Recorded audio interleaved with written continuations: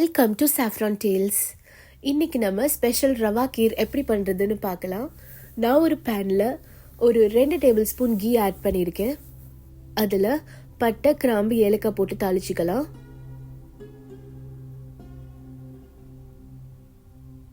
பட்டை, கிராம்பு, ஏலக்காய் போட்டு தாளிக்கும் போது ரவா கீர் ரொம்ப ஃப்ளேவர் ரொம்ப நல்லாயிருக்கும்.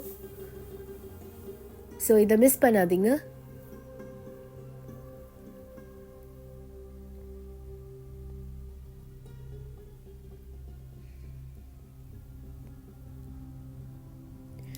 இப்போது நான் ஒரு 15 முந்திரி பருப்பு, 1 டேபிள் ஸ்பூன் சரோலி சீட்ஸ் இதை ஆட் பண்ணி நல்லா ஃப்ரை பண்ண போகிறேன்.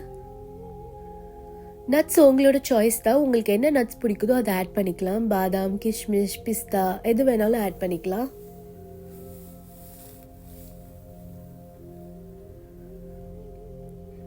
நட்ஸ் நல்லா ப்ரௌன் கலரில் வர வரைக்கும் நல்லா சாட்டே பண்ணிக்கலாம்.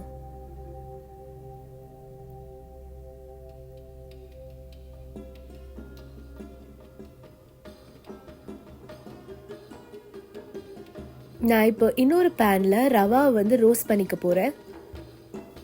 நான் இன்றைக்கி 1 லிட்டர் பால் எடுத்திருக்கேன். அதுக்கு 2 டேபிள் ஸ்பூன் ரவா தான் நான் எடுத்திருக்கேன். 1 லிட்டர் பாலுக்கு 2 டேபிள் ஸ்பூன் ரவா போதும்.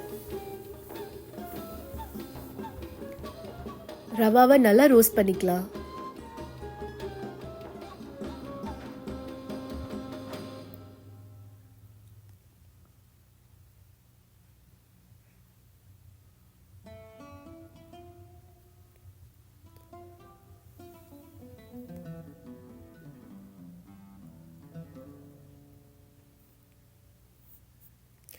இப்போ நம்மளோட நட்ஸ் எல்லாம் நல்லா ரோஸ்ட் ஆயிடுச்சு. இப்போ நான் பால் ஆட் பண்ணிக்க போகிறேன். நான் இன்னைக்கு 1 லிட்டர் நல்லா காய்ச்சின பால் ஆட் பண்ணுறேன்.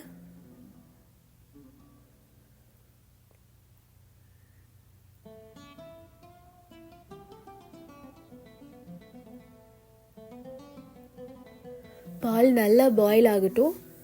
நல்ல திக்கான ஃபுல் ஃபேட் மில்க் எடுத்துக்கோங்க.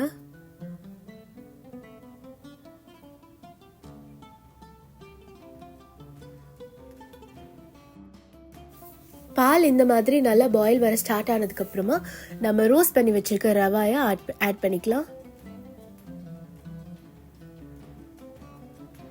இப்போ நான் ஒரு ½ டின் ஆஃப் கண்டன்ஸ் மில்க் ஆட் பண்ணுறேன்.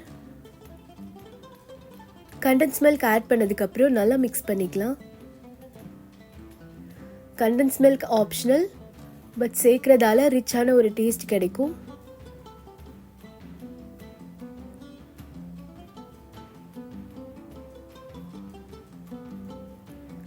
இப்போ நான் ஒரு 1/4 கப் ஆஃப் சுகர் ஆட் பண்ணுறேன். நல்லா மிக்ஸ் பண்ணிக்கோங்க. இப்போ ஒரு பாயில் வந்ததுக்கு அப்புறமா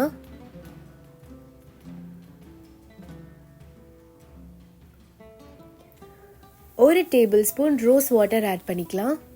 ரோஸ் வாட்டர் மஸ்ட்டாக ஆட் பண்ணிக்கோங்க. வெட்டிங்ஸில் சாப்பிட்ற மாதிரியே இருக்கும். இப்போ அவ்வளோதான், நம்மளுடைய சுவையான ரவா கீர் ரெடி. இப்போ நான் இதில் பிஸ்தாஷியோ வச்சு கார்னிஷ் பண்ணிக்கிறேன்.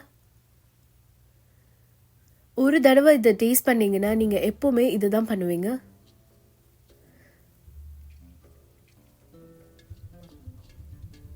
Thank you so much for watching.